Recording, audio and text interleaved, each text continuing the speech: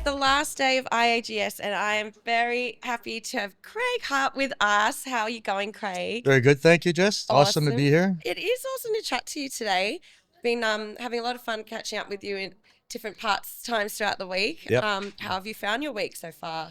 It's been full. It's been Yeah. rich. There's lots of diversity in the style of presentations Yeah. and the landscape that's being covered. You'd think that geochemistry is a narrow discipline, Yeah. but it's so incredibly broad, right? It's Yeah. everything from data management and how you apply all the data, what you do with all the data, Yeah. artificial intelligence, machine learning, all the way back to like analysis. Yep. And still the biggest issue I think is the collection of the data, right? Yep. Is that there's a lot of work being put into analyzing and evaluating, but there's still a bit of a weakness in the industry in terms of how to collect good data, good samples, and because that's, if you don't do that right at the beginning, then all that flow through Yes. additive contribution is suspect. So What sort anyway, of lots tips going on. and things do you have for getting good data? What are your preferred ways? I'm a big fan of metadata, right? Yep. And that's really the information about the sample. Yep. And so I've seen surveys, for example, where you can sort the data according to who collected the material, Yep. and the data respond to the collector. Yep. And that shouldn't do that at all. It should be responding to the landscape. But Yeah. it's because some people will dig better holes or deeper holes or select different material. And so that's really where there needs to be a lot of attention put towards ensuring that every sample is collected the same, Yep. depending on how many people you have, and that all the data about things like how deep was a sample taken, what's the color of the sample, was it wet, was it dry, all that kind of basic data. It sounds basic, but it's still, isn't a common feature for a lot of surveys. Really? Yeah. Oh, I didn't realize that. Yeah. Right. Do you think they'll ever make that like more standard? Well, I think it is in certain companies it's standard. Yeah. But when you look at, let's say there's 20 or 30 major companies that probably have all that dialed in. Yeah. There's probably another 6 or 7 or 800 junior companies that are just flying by the seat of their pants and then just, evaluating it every time. Yeah. And then within that space, there's probably another 100 consultants and contractors who are also doing it maybe a slightly different way. So you're absolutely right. It would be wonderful if we had an industry-wide standard for data collection and metadata. But as we were talking earlier, like people are collecting samples in Greenland and some are collecting them in the jungles of Africa and other times it's desert conditions. And so the landscape itself is so variable. incredibly variable. Yes. That's right. So there probably isn't a one-size-fits-all No. approach towards data collection, Yeah. or sample collection rather. So. Yeah. Wow. And I'm curious what got you into like geochem. Can you like fill me in a bit on your career journey so far? Yeah, I'm not really a geochemist. Yeah. I'm a bit of a poser here. I'm a geologist that uses geochemistry. Yep. And I use geophysics, and Yep. I like to integrate things. So you dabble everywhere. Yeah, I'm crap at everything. But when you bring it together Yeah. and you integrate it, all of Yeah. a sudden you create a new dimension of information. Yeah. And that's my superpower, I think, right? I love that. Is that I never interpret any one data layer. Yep. It always has to be with Coming respect all to the together. other Yeah, information. yeah. And I think that that's the sort of thing that adds value to an understanding. So many times I've looked at projects and data, and people will say this is anomalous or that is anomalous, and so we're targeting this or that.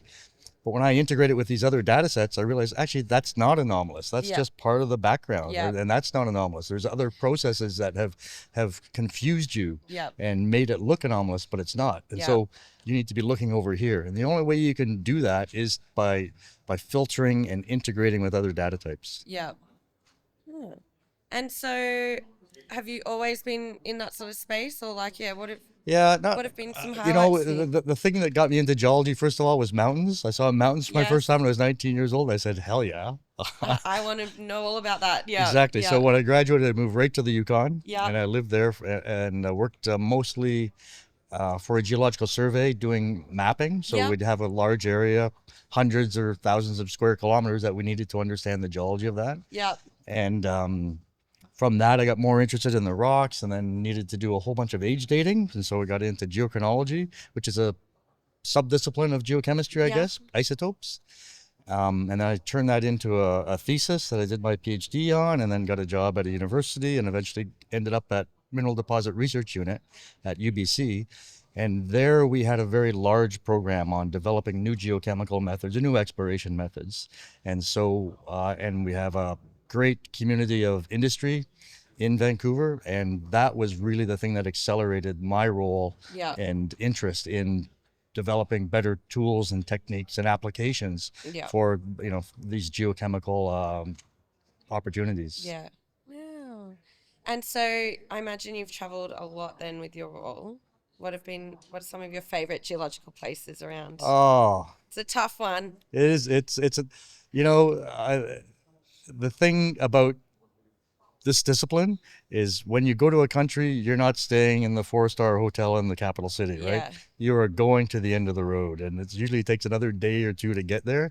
And so you are in very small villages or in camps that are in places no one would ever go, and that's what I love, because there's real people there working really hard trying to create better lives for themselves.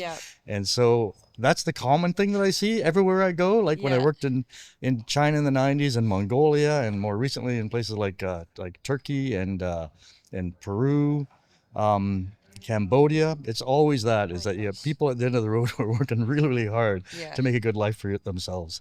And that's the thing that I like about exploration, is that if you find a deposit, an asset, something that can turn into a mine, it can bring a lot of value to a community. And in some countries, you can go, as soon as you pull into the town, it's a wealthy town because there's a mine somewhere there, and the money is trickling through, and people have a very high quality of life. You go into the next town, it's maybe entirely agriculturally focused, and so people are just working, harvest to harvest. So that didn't answer your question about but it would where. teach you so much about the world, seeing that firsthand. Oh, well, and the other thing you see too in this business is different countries behave differently because of the political policies and the politicians, right? And amazing things have happened in places like Mongolia, because the laws and the policies changed, and they were accepting to foreign companies coming in and exploring, and then they changed the tax law, and then it scares everybody away. And places like Colombia have had opportunities to open up, and then politicians change, or the political situation changes, and all of a sudden it's difficult, or there's security issues, and so the companies go away. So that's another thing that you see, is that there's this cycle amongst developing democracies where there's this instability that has a big impact, not just on whether people can explore there or not, but on the economy and the upside opportunities for normal people. Exactly. Have you been involved with many discoveries yourself in your career?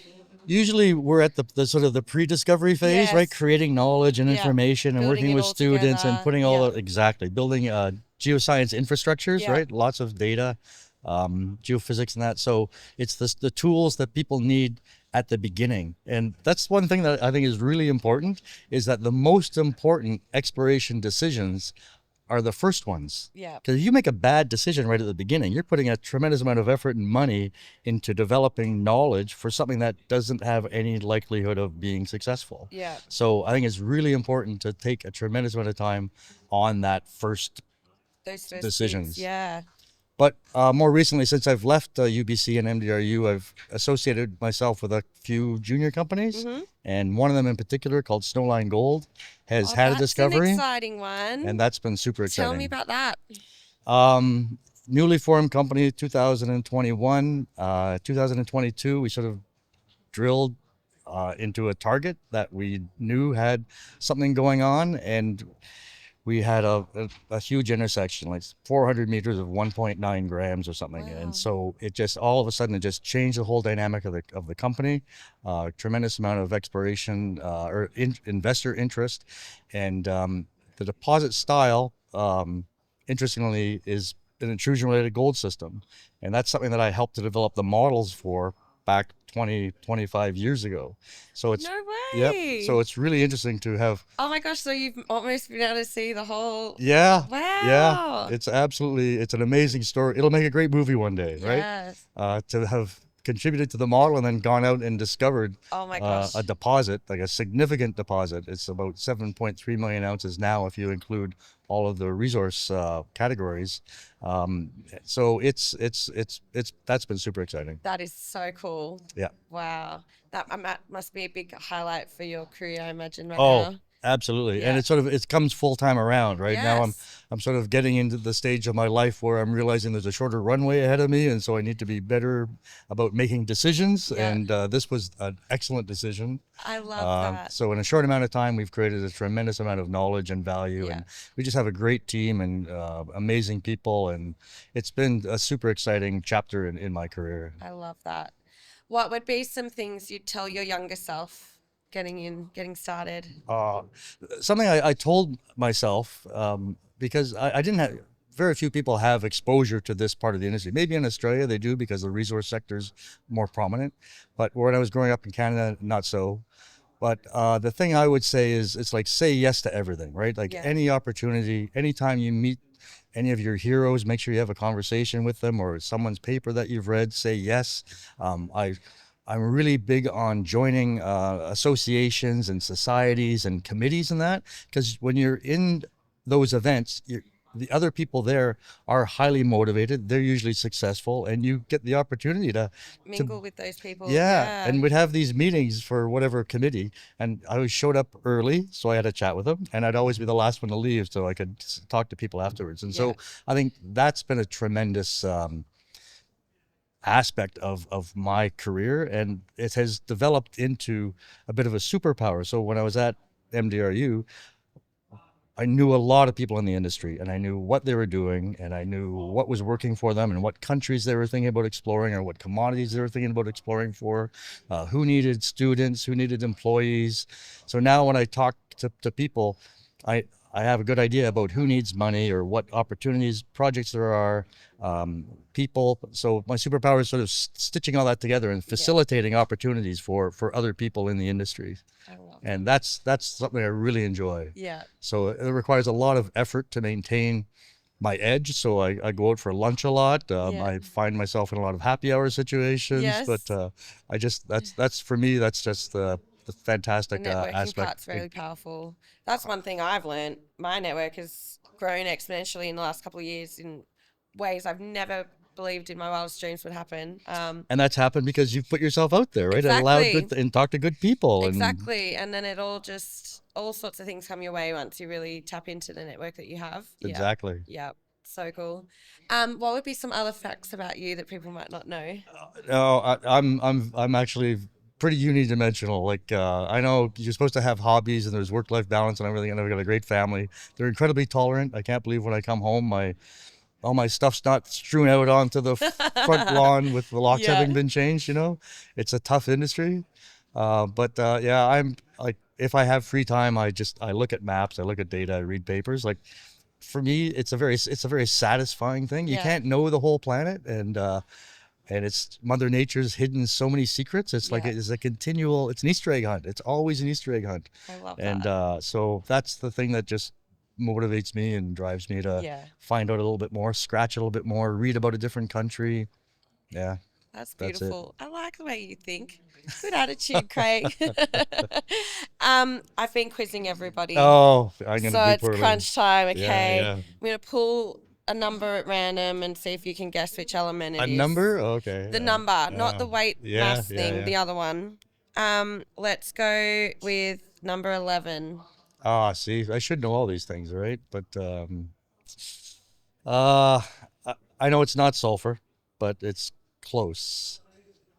I don't know where sulfur sits, but it's friends with like lithium and magnesium, if that helps. It's not calcium. No. No. Close. Sodium. Sodium. Sodium. There you go. Sodium. Sodium's really interesting because people don't realize how common albitic alteration is. In Australia, I think there's a bit of a jump because there's big deposits that have lots of sodic alteration, but for most of the world, people have mostly ignored it. It's just been white alteration. People say it's bleaching, but it's hard. So I think sodium is really interesting. There's this, in terms of alteration, totally under recognized, but is super important. Well, there you go. Yeah. Thanks for the lesson there. I'm learning all sorts of things this week. It's been very cool. But no, it's been an absolute pleasure chatting to you today. Thank you so much for your time. Can I just add two things? Yes, please. I've been very impressed here. I've had conversations with several mums. Yeah. It's tough being a mum, right? Yes. And it's a tough industry because there's travel and you have to be away. But to have mums in this industry, Yeah. I'm so impressed with them. Yeah. And even, you know, even mums who aren't in the industry but are married to people in this industry, that's tough too. Yeah, Like, yeah, I yeah. am so impressed, absolutely. And then secondly, I'm so impressed with you, and I'm just Aw. the way you've brought the community together and given people opportunities to get their voice out there. Yeah. Absolutely amazing. Oh, that is really kind. Thank Yeah. you so much. And yes, totally agree. Mums rule. So Yeah. well done to all of them. But no, thank you. It's been awesome catching up with you. My pleasure. Have Thanks, a great Jess. day. Thanks. You too.